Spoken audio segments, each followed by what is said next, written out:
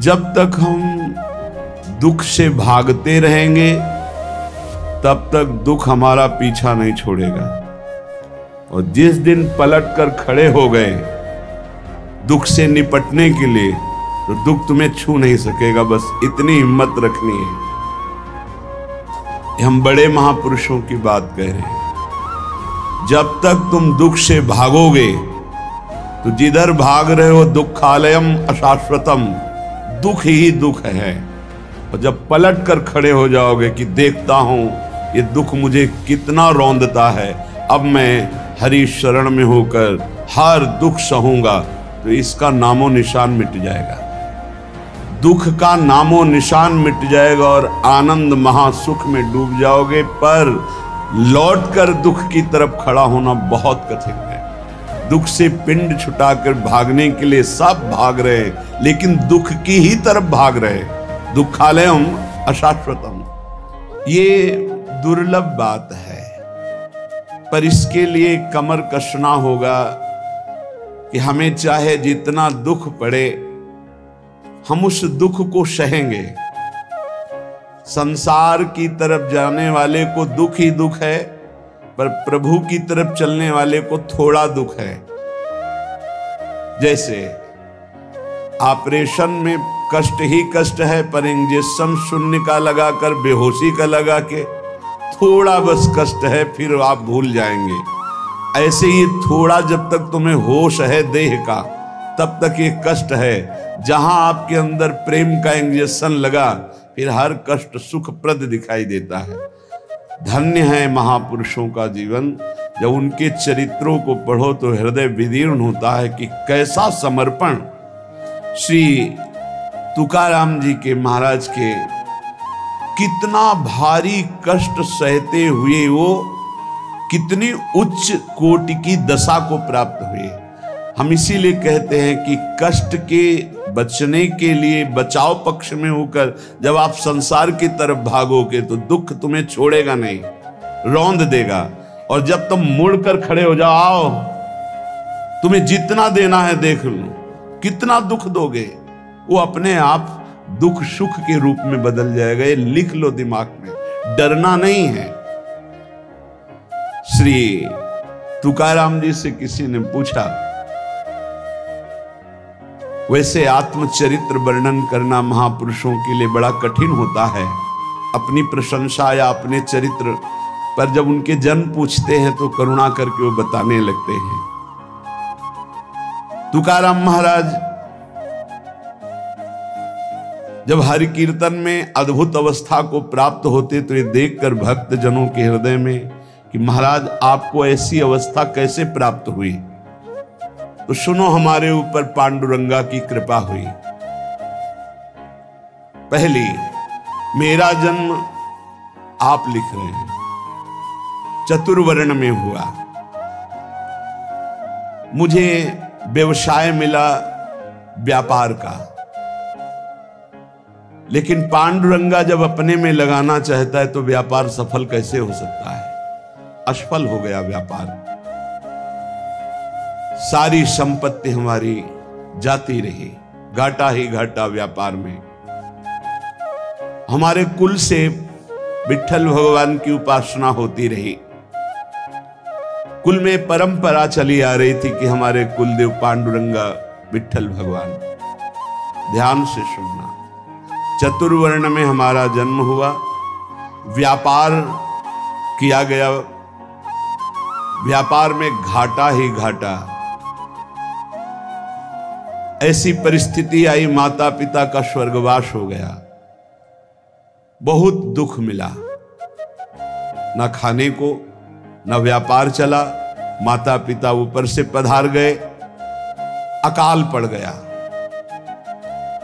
जो घर में बचा हुआ अन्न था कुछ दिनों में खत्म हो गया, बाहर से आने का कोई गुंजाइश ही नहीं रह गई, सब स्वाहा। जो हम पिता माता की बनाई हुई प्रतिष्ठा थी वो भी धूल धूसरित हो गई। यहां तक कि मेरे परिवार को अन्न के लिए तड़प तड़प कर प्राण त्यागना पड़ा, खुद आपने लिखा। हर तरह से चारों तरफ मुझे अंधेरा ही अंधेरा, कष्ट ही कष्ट। आपको स्थिति कैसे प्राप्त हुई आप वर्णन। मुझे अपने ऊपर लज्जा आने लगी कि ना पत्नी को अन्न दे सका, ना परिवार को पाल सका। क्या जीवन मेरा, बड़ा हृदय में दाह हुआ, सब कुछ नष्ट भ्रष्ट हो गया। ये जिस पर मैं कृपा करता हूं ये लीला। ऐसी हालत में अब कुछ नहीं बचा तो विट्ठल भगवान का मंदिर जो टूटा हुआ पड़ा था उसमें जो सेवा हो रही थी उसमें लग गया जाकर के, जीर्णोद्धार। उसमें रात दिन खूब शरीर को मेहनत करके परिश्रम करके सेवा करता है और कुछ वहां से नहीं लेता, बस सेवा ही सेवा, खाने को भी नहीं। मन में उमंग आई, पहली बार की एकादशी व्रत रहूंगा। प्रारंभ की बात बता रहे हैं जहां से स्थिति भगवदाकार बनती है। देखो जिस पर विशुद्ध कृपा होती है ये प्रतिकूलताएं शुरू हो जाती हैं। कोई भी भक्ति मार्ग का उपासक घबराए नहीं, हिम्मत रखे। ये प्रतिकूलताएं अनंत जन्मों की बिगड़ी को सुधारने के लिए हैं, क्योंकि एक ही रास्ता बचता है प्रभु का। प्रतिकूलता न मिले तो चढ़ाई नहीं चढ़ सकते अध्यात्म की। मन में आया कि बाद से एकादशी रहा करूंगा। अब एकादशी तो है ही, क्योंकि कुछ घर में है ही नहीं, तो पर एकादशी व्रत रहने का। भजन में मन नहीं रमता था क्योंकि अभ्यास ही नहीं था। देख लीजिए इतने बड़े महापुरुष जो सदेह विमान में बैठकर भगवत धाम गए। आप लोग चिंता मत करें, आप लोग जो कहते हैं मेरा मन भजन में नहीं लगता, तो कुछ तो लगता है। श्री तुकाराम जी लिख रहे हैं आरंभ में बिल्कुल मेरा भजन में मन नहीं लगता था, पर संतों के चरित्र पढ़ने में मन लगता है। संतों के चरित्र पढ़ता और उनके वचनों को बार बार याद करता कि उन्होंने क्या कहा है। उनके वचनों से मुझे बोध होने लगा। संत वचनों पर विश्वास, संत वचनों का महत्व और उनके वचनों का बार बार मनन बहुत सुंदर साधन है। बिल्कुल उत्तम अवस्था प्राप्त करने के लिए ऐसे ही साधक को कर। संत चरित्र, भक्त चरित्र पढ़ने में बड़ा मन लगता है। उनके वचनों पर बड़ी निष्ठा, बड़ा भाव, उन्हीं के वचनों का बार बार मनन। अब मन लगने लगा कि जहां हरि कीर्तन होता है वहां पीछे जाके खड़े हो जाए। महाराष्ट्र में प्रायः खड़े होकर कीर्तन करने की प्रथा है। आगे महापुरुष गा रहे हैं, पीछे सब मंजीरा लिए हुए, मृदंग लिए हुए खड़े गान करते हैं। तो मैं भी कीर्तनकारों के पीछे खड़ा हो जाता और जैसे वो कीर्तन का भाव प्रकट करते वैसे ही कीर्तन गाने की चेष्टा करता। भक्तों के चरित्र पढ़ना, संतों की बातें मनन करना और कीर्तन में उपस्थित होने से मेरा मन शुद्ध होने लगा। अब तो कीर्तन में मेरा मन बहुत लगने लगा। कीर्तन भजन करने वालों को जहां देखता तो साष्टांग दंडवत हो जाता और गिरकर उनके चरणों में प्रार्थना करता कि थोड़ा चरणामृत उतार लेने दो। तो वो मुझे चरणामृत उतारने का अवसर देते और जब मैं चरणामृत पीता तो मुझे अपार आनंद आने लगा। अब तो मेरी लज्जा चली गई। जहां संत को देखता, भक्त को देखता, कीर्तनकार को देखता, चरणों में लौट जाता और उनसे प्रार्थना करता कि आप हमको चरणामृत दे दें। वो हमारी दैन्यता देखकर चरणामृत दे देते। अब हमारे मन में आया कि शरीर को भारी कष्ट देकर भजन करो। ये निष्ठा, ये निष्ठा।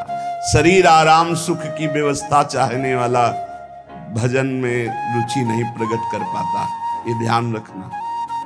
चाहे जितना शरीर में कष्ट हो, पर जैसे एक गरीब आदमी धन कमाने के लिए प्रयासरत रहता है, ऐसे भजनानंदी भजन के लिए प्रयासरत रहता है। रात्रि विषयी पुरुषों के लिए सोने के लिए अच्छी लगती है, भजनानंदियों के लिए रात्रि भजन के लिए होती है। थोड़ा विश्राम किया, जग के बैठ गए। बैठने की सामर्थ्य नहीं, फिर करवट ली हुई, लेटे हुए, आंख खोले हुए मंत्राकार वृत्ति। समय हुआ शौच स्नान, अपनी दिनचर्या। नींद कहां? जब तक भगवत साक्षात्कार नहीं तब तक नींद कहां, और जब भगवत साक्षात्कार हो गया तो नींद कहां? क्योंकि तमोगुण का पूर्ण नाश हो जाता है, त्रिगुणातीत अवस्था प्राप्त हो जाती है। ये निश्चय हुआ कीर्तन में जाने से, भगवत भक्तों के चरित्र पढ़ने से, भगवत भक्तों के वचन मनन करने से, भगवत भक्तों का चरणामृत पीने से, भगवत भक्तों के चरणांग में साष्टांग दंडवत करने से, कि शरीर को कष्टप्रद करके खूब भजन किया जाए। ये बड़े भाग्यशाली जो ये शब्द समझ पाए। शरीर को कष्ट रखते हुए भजन करना, चैन नहीं लेने देना, ये बड़े भाग्यशाली होंगे सो ये बात पकड़ पाएंगे। अब शरीर को कष्ट, अब बैठे हैं, जैसे श्री महात्मा बुद्ध जी ने कहा, इहासने सुस्यति में शरीरम, मेरा शरीर इसी आसन पर बैठकर सूख जाए, हड्डी टूट जाए, मांस गलित हो जाए, लेकिन जब तक ब्रह्मबोध नहीं होगा मैं उठूंगा नहीं। ये निष्ठाएं महापुरुषों की पकड़नी होती है। शरीर को बहुत सुखद नहीं, उचित भोजन, उचित नींद, रात दिन भजन। मैंने भगवत भजन में शरीर को घिस डाला। तुकाराम जी के रात दिन कीर्तन, रात दिन भजन। अब अच्छा लगने लगा तप, कष्टप्रद भजन, कष्टप्रद शरीर और खूब भजन अच्छा लगने लगा। ये मन का एक स्वभाव है, इसे भोगों में लगा दो तो ये भोगों की अभ्यास बढ़ाता चला जाएगा, और भजन में लगा दो तो भजन का अभ्यास बढ़ाता चला जाएगा। जब अन्न त्यागा, फलाहार में आए, तब फलाहार भी त्यागने की इच्छा जागृत हो गई कि सावन भर केवल जल पी कर रहेंगे, गंगा जल पी कर रहेंगे। बड़ा उत्साह, त्याग की तरफ करो तो मन क्रम बाई क्रम त्याग बढ़ाता चला जाता है, और भोग की तरफ बढ़ो तो मन क्रम बाई क्रम भोग बढ़ाता चला जाता है। ये चतुर उपासक त्याग की तरफ बढ़ता है, अविवेकी भोग की तरफ बढ़ता है। इस प्रकार मेरी परमार्थ की साधना आरंभ हुई। कथा सुनना, कीर्तन में सम्मिलित होना और संतों से प्यार करना। संतों को देखते ही एकदम लौट जाना, ऐसा लगना कि हो भाग्य।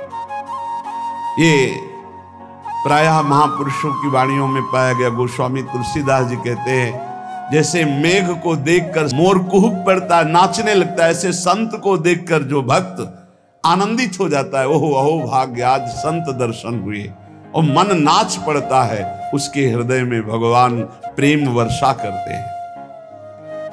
हमारा चित्त बस दो ही जगह लगने लगा, कथा कीर्तन और संत जन। परहित की बात आती तो शरीर की परवाह न करके दूसरों की सेवा करने में बड़ा सुख मिलने लगा। मेरी अवस्था देख करके जो मेरे स्वजन हैं उनको अच्छा नहीं लगा। नहीं लगेगा अच्छा, एक एक बात बैठा लो।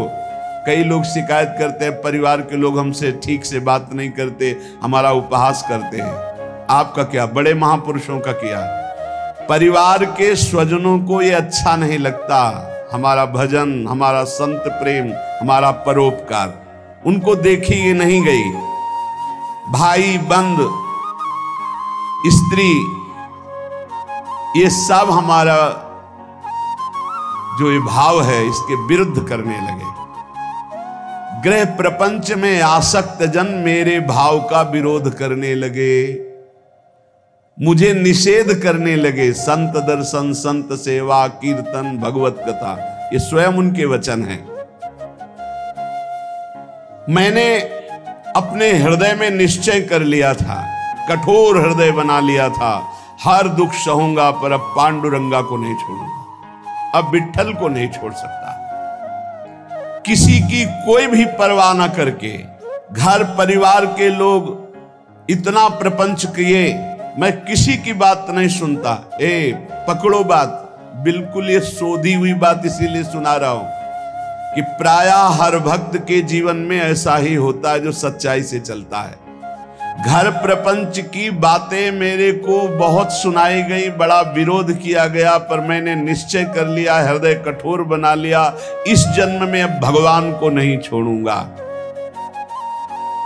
फिर मेरे मन में आया कि जड़ मूल से इस प्रपंच को उखाड़ फेंकूंगा। अब तो जब हमारे परिवार के जन हमारा विरोध करते तो मैं न देखता न उनकी बात सुनता और जोर जोर से कीर्तन करता। करो विरोध, कितना करोगे? राम कृष्ण हरि जय, राम कृष्ण हरि जय, विठ्ठल जय विठ्ठल। अब वो निंदा करें, वो उपहास करें, वो भगवत कीर्तन कर रहे हैं। जड़ से उखाड़ फेंकूंगा इस प्रपंच को। स्वजन अपनी ओर खींचते और विठ्ठल अपनी ओर खींचते, यही चलता है साधक के। एक तरफ भगवान का आकर्षण, एक तरफ माया का आकर्षण। पर हमने भगवान की तरफ, परमार्थ की तरफ कदम जोर से बढ़ाए। अब साधक का यह निर्णय है कि तुम माया के आकर्षण में जाते हो या प्रभु के आकर्षण में। लोग बार बार हमसे कहते कि तुम प्रवृत्ति मार्ग में हो, गृहस्थ धर्म में हो, तुम्हें ऐसा नहीं करना चाहिए। मैंने किसी की नहीं सुनी। अब इस जन्म में मुझे भगवत प्राप्ति करनी है। तुम्हारे किसी के उपदेश हमारे दृढ़ निश्चय को नहीं बदल सकते। इतनी खींचातानी जीवन में उपस्थित हो गई कि सत्य की पहचान के लिए मुझे मन को समझाना पड़ा कि तू मेरा साथ दे दे।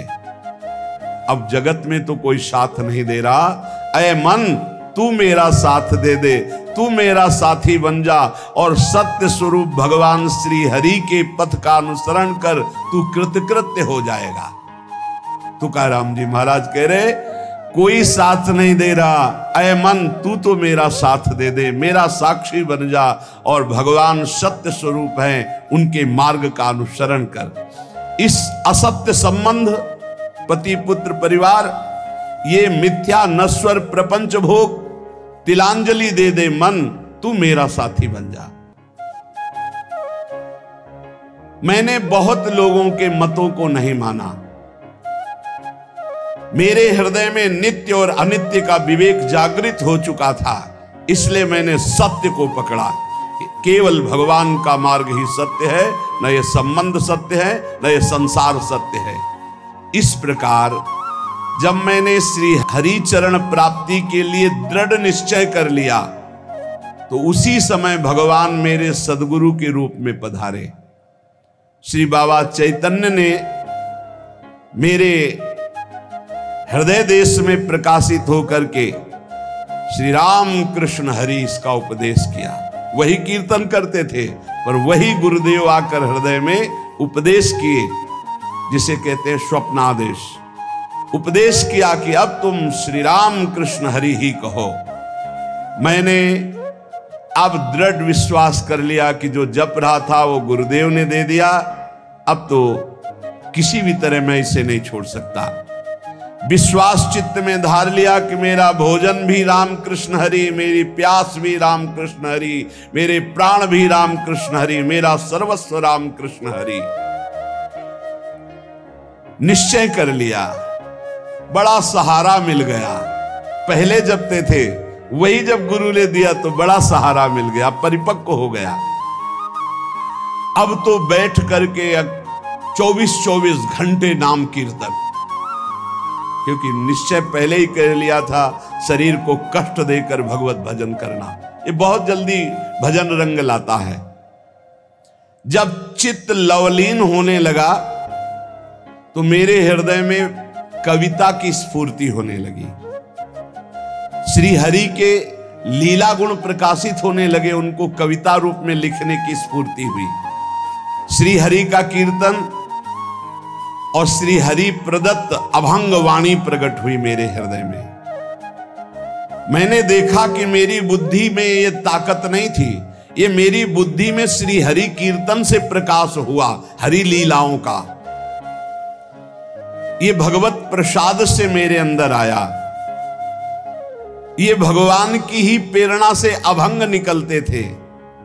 मैं गदगद होकर के अश्रु प्रवाह करने लगा कि कैसी कृपा की मेरी बुद्धि में एक भी लीला नहीं थी और आज लीलाओं की बाढ़ आ रही, गुणों की बाढ़ आ रही है। मैंने श्री हरि चरणों के प्रति और दृढ़ विश्वास और दृढ़ श्रद्धा प्रकट हुई। क्रम चलता रहा। बीच में रामेश्वर भट्ट के द्वारा बड़ा हमारे साथ निषेध आघात हुआ। मैंने भगवान की कृपा समझी, निषेध आघात हुआ, उसको भी सहा। बड़े विघ्न डाले जाते हैं। ये माया भगवती बड़ी विचित्र है। भगवान की प्रेरणा से मैंने उसको भी सहा। समाज का विरोध, घर का विरोध, माया का नाना प्रकार तांडव, खाने को नहीं, हर अव्यवस्था। चलो यहां जरा सा कामना पूर्ति नहीं होती, बोले अश्रद्धा हो गई भगवान में। ये कोई भगत है? भगवान ही हमारे प्रीतम हैं, उन्हीं को प्रसन्न करना है। इसलिए नाम कीर्तन और सुंदर कवित्व रचना करके उनको सुनाता। जब मैं ऐसा करता तो बहुत लोगों ने मुझे अनुचित ठहराया। इन बातों को बहुत पकड़ना है, हिम्मत से चलना है। बहुत लोग विरोध करने लगे। जो मेरी लिखी हुई वाणी थी, बड़ा विरोध होने लगा। इस विरोध से मेरा चित्त यूं दुखी हुआ कि हे हरि, आप प्रेरित करते हो, सो मैं लिखता हूं, सो मैं गाता हूं, फिर ये विरोध क्यों? जब मुझे लगा कि मेरे हरि ही नहीं चाहते हैं, तो जितनी अभंग रचना की थी सबको लेकर के इंद्रयाणी नदी के दह में जाके डुबो दिया। विरोध कर रहे। भगवान के द्वार पर जाकर के, विठ्ठल भगवान के द्वार पे, न खाना न पीना, उदास बैठ गया। आप तो ही वाणी प्रकट करते हो, आप ही अभंग लिखाते हो, फिर इतना विरोध करवा दिया, जाके इंद्राणी में डुबो दिया बाड़ी जी को। अब दर्शन करने वाले तो दर्शन करके चले जाते, ठाकुर जी का शयन हो जाता, फिर ठाकुर जी का मंगला प्रभात दर्शन होता, फिर ऐसे कई दिन व्यतीत हो गए, न खाना न पीना और चुपचाप द्वार पर बैठे रहना। दया आई पांडुरंगा को, साक्षात प्रकट हुए जब कोई नहीं था रात्रि में, वहीं दरवाजे पे पड़े रहते और कहा कि मेरे भक्त को ये सहना पड़ता है, तुम मेरे प्रिय हो, मैं देखना चाहता हूं तुम कितना सह सकते हो। तुमने सहा, तुम्हारी वाणी जल में नहीं डूबी है, वो मेरी गोद में रखी हुई है। तुमने जल में डाला था, मैंने उसे गोद में लिया है। देखो सारे अभंग ज्यों की त्यों ऐसे मेरे पास है।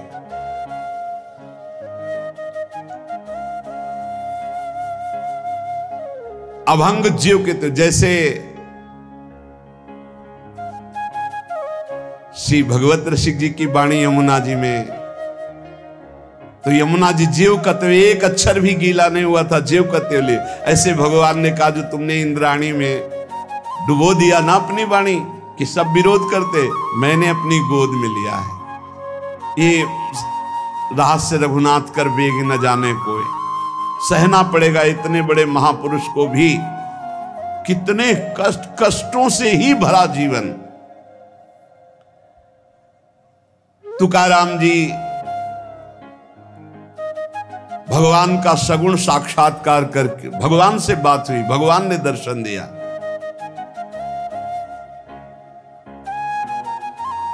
उन्होंने जो अपने जीवन में कष्ट सहा, उस कष्ट से भगवान के प्रति उनकी ममता घटी नहीं, उनकी ममता बढ़ी। भक्त वही है कि जितना उन कष्ट मिले, जितनी विपरीतता आवे, उतना भगवान के प्रति प्रियता बढ़नी चाहिए। ये जगत का जो नाटक का स्वांग रचा है उस परमात्मा ने रचा है। तुम भी उसी स्वांग के एक हिस्से हो, बस स्वांग मात्र करो, सच्चाई से नहीं। तुम न किसी के सच्चे पति हो, न किसी के पुत्र हो, न किसी के पिता हो, न किसी की पत्नी हो। तुम भगवत स्वरूप हो, स्वांग मिला है, स्वांग करो। सच्चाई है कि मैं ईश्वर के नाम रूप लीला धाम में निरंतर चित्त को जोड़े। ये सच्चा नहीं है, झूठा है। ना तुम कुछ दिन के जो बने हुए पति हो, ना शाश्वत पति नहीं हो। तुम पहले नहीं थे, बाद में भी नहीं रहोगे, बीच में कुछ दिन के हो, लेकिन शाश्वत है सच्चिदानंद प्रभु। श्री तुकाराम जी कह रहे, नटनाट्य अवधे संपादिले सोंगो। ये स्वांग है, ये नट का नाट्य है, बिल्कुल नाटक जैसा करो। सत्य है भगवन नाम, भगवत रूप, भगवत लीला। क्या कोई अंगारों की सेज पर सुख की नींद सो सकता है? तो उत्तर आएगा नहीं। तो क्या खटमल की चारपाई पर सुख की नींद सो सकता है? तो बोले नहीं। तो बोले ऐसे ही भोग वासना, नाना प्रकार की गंदी वासना, ये क्या तुम्हें सुख चैन से सोने देंगी? अनंत जन्मों से जलते हुए चले आ रहे हो, आगे भी जलना पड़ेगा। नहीं, आगे बढ़ो, संसार के मार्ग में नहीं, भगवत मार्ग में, तभी सुख से विश्राम कर। गोस्वामी तुलसीदास जी कह रहे हैं, जाकी कृपा लवलेस ते मति मंद तुलसी दास हूं, पायो परम विश्राम, राम समान प्रभु नाही कहूं। पायो परम विश्राम, आप चैन की नींद। काहू के बल भजन को काहू के आचार, व्यास भरोसे कुंवर के सोवत पाव पसार। चैन की नींद, ये अंगारों की सेज पर पड़ना है, जो भोगों में, जो नाना प्रकार की वासनाओं, मानो खटमल की चारपाई पर। कहां चिंता शोक भय से युक्त कहीं नींद आती है? जब तक देह भाव है प्यारे कि मैं स्त्री हूं, मैं पुरुष हूं, तब तक बंधन को प्राप्त हो। भाव ही देह भाव को नष्ट करेगा, भगवत भाव कर्म बंधनों को नष्ट करेगा।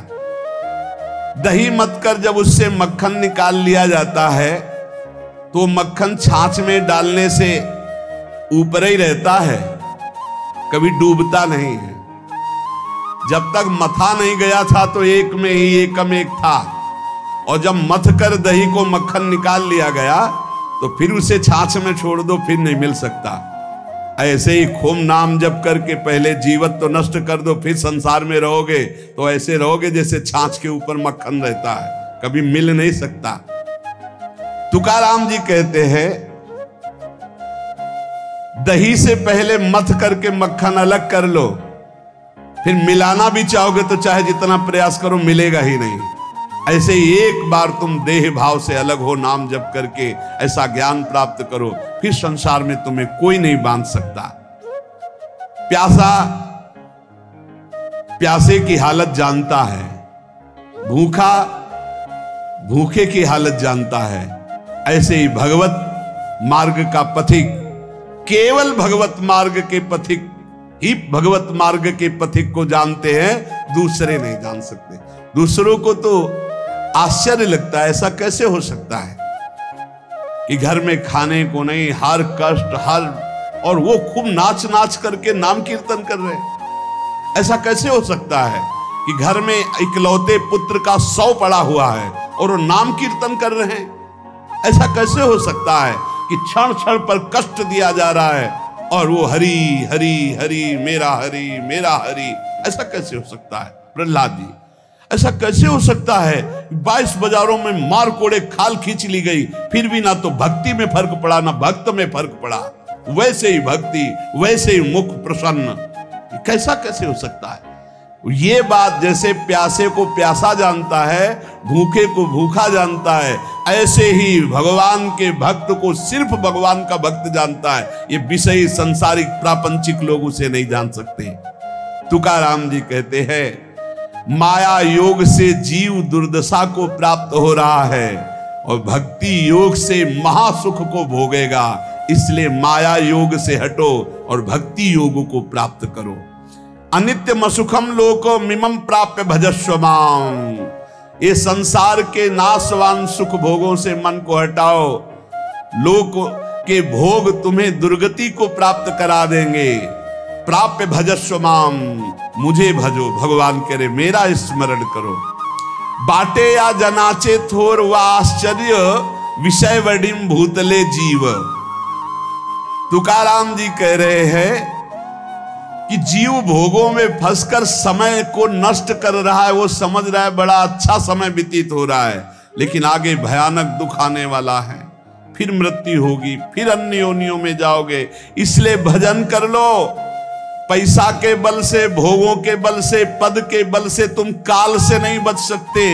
उन्मत्त मत हो, भजन कर लो। तुकाराम जी कह रहे बड़ी दया आ रही ऐसे जीवों पर जो भोगों के बल से, धन के बल से अपने जीवन को नष्ट कर रहे हैं कि समय बढ़िया जा रहा है बड़ी मौज मस्ती से, लेकिन वो आगामी दुख को नहीं देख पा रहे हैं। अरे ये मुझे ना भजे ऐसा कौन सा बल है इनको मिल गया कि निश्चिंत होकर भोगों में पड़े हुए हैं। भगवान को भी दया आती है कि ये जीव कैसा भूला हुआ है। इनमें कौन सा ऐसा दम है जो अंत काल में तुम्हें काल से बचा सकता है। रुपया में, पत्नी में, पुत्र में, पति में, परिवार में, धन में, किसमें ऐसा बल है जो तुम्हें मृत्यु से बचा सके। जब मृत्यु से नहीं बचोगे तो फिर अगला जन्म होगा, फिर उस योनि में नया। ये कब तक चलता रहेगा? क्या यमदूतों से तुम्हें ये रुपया पैसा बचा लेगा? क्या यमदूतों के दंड से तुम्हें ये नाना प्रकार के शरीर संबंधी लोग बचा लेंगे? नहीं। तो विद्या बचा लेगी, वयस बचा लेगी, प्राणियों का रिश्ता नाता तुम्हें बचा लेगा। अरे अब होश में हो जाओ। संसार काल का कलेवा है, इसमें कोई नहीं बचेगा, सब मरेंगे। इसलिए नाम जप कर ले, अपने को बचा ले। बचाना क्या है? देह भाव से हट गए, बच गए। भजन के बल से देह भाव से हट गए तो मृत्यु का प्रवाह देह में होगा, आपका आपके ऊपर नहीं। आप परम पद को प्राप्त हो जाएंगे। जीव तू मृत्यु को मत भूल। मृत्यु को बड़ा चस्का लगा है लोगों के मारने का। वो किसी को नहीं बख्शती, सबको मारती चली जाती, रौंदती चली जाती है। एकमात्र नंद नंदन यशोदानंदन है जो तुम्हें मृत्यु से बचा सकते हैं, देह भाव रहित करके। चाहे कोई कितना बुद्धिमान हो,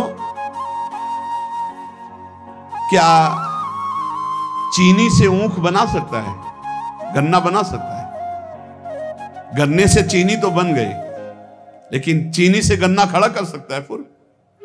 कभी भी कितना भी बड़ा विज्ञानी हो, गन्ने से चीनी बन गई, गन्ने का रस फिर उबाला गया, फिर वो चीनी बनने के अधिकार में आ।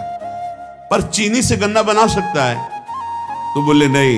तो बोले वैसे दिमाग खर्च कर ले, तू जन्म जन्मांतर में मृत्यु के चक्कर में पड़ा हुआ है। जब तक तू भगवान का भजन नहीं करेगा तब तक तू सुख नहीं प्राप्त कर सकता। सुख सिंधु से तू प्रकट हुआ है, अब सुख सिंधु का भजन कर ले, नहीं तो तू सुख सिंधु खड़ा नहीं कर सकता संसार में। मकान बना के करोड़ों अरबों रुपया जमा करके नाना प्रकार, जैसे चीनी से फिर ऊख नहीं बनाया जा सकता, ऐसे तू लाख उपाय कर ले अपनी बुद्धि से। इस दुखालय संसार में तू है सुख स्वरूप, लेकिन तू सुख नहीं पा सकता बिना सुख सिंधु का भजन के। गर्भवास में तूने वादा किया था कि हर जीव वादा करता है, एक बार मुझे यहां से निकाल दो, मैं भजन करके भगवान को प्राप्त करूंगा। अरे उस वादे को भूल गया। भगवान शेषनाग भी अपनी 2000 जिह्वा से जिनका नाम गुणगान करते हैं, वेद भी जिनका नेति ने, उनसे वादा किया था तूने कि एक बार गर्भ से बाहर कर दो, मैं तुम्हारा भजन करूंगा। बौरा गया, इस माया में आके फिर बौरा गया। अपनी जिह्वा से व्यर्थ की बातें करके, दिमाग से नाना प्रकार के प्रपंच का चिंतन करके फिर फंस गया चक्कर में, वो वादा भूल करके। इसलिए श्री तुकाराम जी कहते हैं, जीवात्मा तू ही अपना तारक है और तू ही अपना मारक है। यदि तूने वादा निभाया और भजन किया तो अपने को तार लेगा, और यदि वादा भूलकर फिर प्रपंच के चिंतन में लगा तो अपने को बार देगा। तू अपना उद्धारक बन रे जीव, तू मुक्त है, मुक्त हो जा। सोच, ये संसार तेरे को कभी सुख नहीं दे पाया, तो अब क्या तुझे सुख देगा। इसलिए जैसे भोजन पाने से तृप्ति होती है एक एक कवल से, ऐसे एक एक नाम से संसार से वैराग्य, स्वरूप का बोध और भगवान से प्रेम होता है। इसलिए निरंतर नाम जप करो, जो हमारे जीवन का परम लाभ है। नाम, हर समय नाम जप करते रहो। जहां संत जन मिले दौड़ कर जाओ, चरण वंदना करो, उनके वचन सुनो। भगवत चर्चा सुनने से नाम जप में बड़ा उत्साह होता है। भजन न होई संग बिन, भजन बिना नहीं प्रेम, और भजन के बिना भगवत प्रेम नहीं हो। प्रेम के बिना इस संसार से मुक्ति नहीं, क्योंकि जब भगवत प्रेम होता है तो शरीर राग नष्ट हो जाता है। ये बड़ा कष्टमय शरीर है। अभी भगवान कृपालु हैं, आपको कष्ट का समय नहीं आया इसलिए आप नहीं समझ पा रहे हैं। नहीं, बड़ा कष्ट करना ही है, जी नहीं सकते। बड़ी मतलब आप समझो, अगर स्थिति ना हो तो प्रतिपल कष्ट का समय है, प्रतिपल कष्ट का समय। अगर भगवान का चिंतन न हो तो क्या चिंतन है, क्या कष्ट का चिंतन है। हर समय कष्ट, तो ये क्या हमारे ऊपर ही है क्या? सब जीव को भोगना पड़ेगा। आपकी लंबी यात्रा है, हजारों जन्म बार बार ले लेकर भोगना, इसलिए ऐसे भोगों में फंस करके तुम्हें भुलावे में माया डाल रही। इसलिए हमारी प्रार्थना है, इसी जन्म में भजन करके जो कष्ट मिले सह करके मुक्त हो जाओ। बस यही जीवन का परम लाभ है। निरंतर नाम जप ही सब शास्त्रों का, सब भक्तों का है। देखो तुकाराम जी की बात सुनी कि पूरा जीवन कष्ट में, यहां तक ऐसी स्थिति आई कि अन्न के बिना पत्नी मर गई, बच्चे प्राण पोषण के लिए अन्न नहीं रहा, लेकिन भक्त ने अपनी निष्ठा नहीं तोड़ी। निरंतर नाम कीर्तन, संत चरणामृत, संत चरण रज का सेवन करके ऐसी ऊंचाई पर पड़े कि आखिरी में जब तो भगवान वो कह रहे, देखो भगवान श्री हरि विमान लेकर आ रहे हैं। भगवत पार्षद आए, विमान आया, सबसे प्रणाम किया और विमान में चढ़कर तुकाराम जी भगवान के धाम को गए। भक्तों के शरीर ऐसे छूटते हैं, उनको स्मृति ही नहीं रहती कब शरीर छूट गया, और दिव्य देह से भगवान के समीप चले जाते। यही लाभ लेने के लिए हमें जन्म मिला है। खूब नाम जप करो, किसी का बुरा मत करो, किसी की निंदा मत करो। ये सब बातें हमारे भजन से हमें विघ्न पहुंचा करके अलग कर देती। और भजन भजन यही जीवन का सार है। जितना भजन कर लो, नहीं मृत्यु नजदीक आती चली जा रही।